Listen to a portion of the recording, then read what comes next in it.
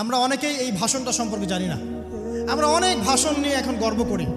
নবী করিম সাল্লাল্লাহু আলাইহি ওয়াসাল্লামের এই যে সর্বশ্রেষ্ঠ ভাষণ, এটা কতজন জানেন? বিদায় হজের ভাষণ। কতজন জানেন বিদায় হজের ভাষণে নবী সাল্লাল্লাহু আলাইহি ওয়াসাল্লাম কি বলেছিলেন উম্মতকে?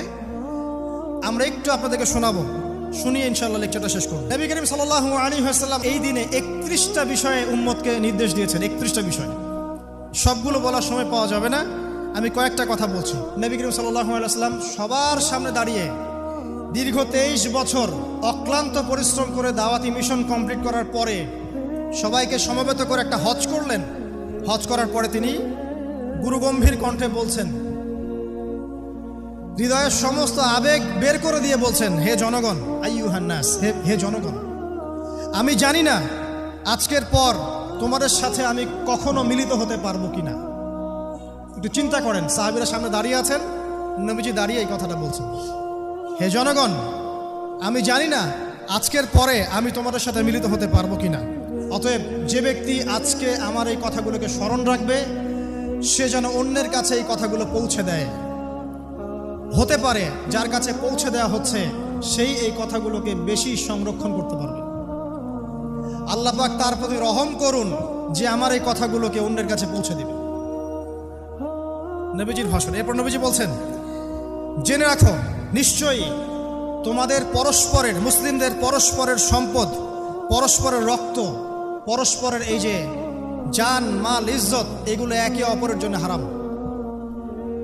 মুসলিমদের পরস্পরের রক্ত, পরস্পরের ইজ্জত, সম্মান একে অপরের জন্য হারাম। এর হানি করা একে অপরের জন্য হারাম। ঠিক যেমন আজকের এই দিন হারাম, এই শহর হারাম, এই মাসও হারাম। নবী করিম সাল্লাল্লাহু আলাইহি ওয়াসাল্লাম বলছিলেন, জেনে রাখো, 3টা বিষয়ে যেন তোমাদের অন্তর কখনো খেয়ানত না করে। 3টা বিষয়ে তোমাদের অন্তর যেন কখনো খেয়ানত না করে। 1, তোমরা যে কাজটাই করবা শুধু আল্লাহ পাকের সন্তুষ্টির জন্য করবে। তোমরা যে কাজই করবে শুধু আল্লাহর সন্তুষ্টির জন্য করবে। তোমাদের শাসক বর্গের কল্যাণ কামনা করবে। তোমাদের শাসক বর্গের কল্যাণ কামনা করবে।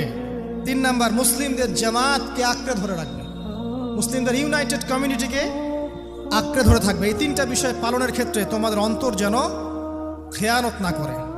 এদিন সূর্য ঢলে যাওয়ার পরে নবী সাল্লাল্লাহু আলাইহি ওয়াসাল্লাম আরো বললেন, শুনে রাখো হে মানব জাতি, এটা ভালো করে শোনেন, শুনে রাখো হে মানব জাতি, নিশ্চয়ই আমি মুহাম্মদ সাল্লাল্লাহু আলাইহি ওয়াসাল্লাম জাহেলি যুগের যত কুপ্রথা আছে সমস্ত কুপ্রথাকে আমার পায়ের তলে পিষ্ট করে গেলাম।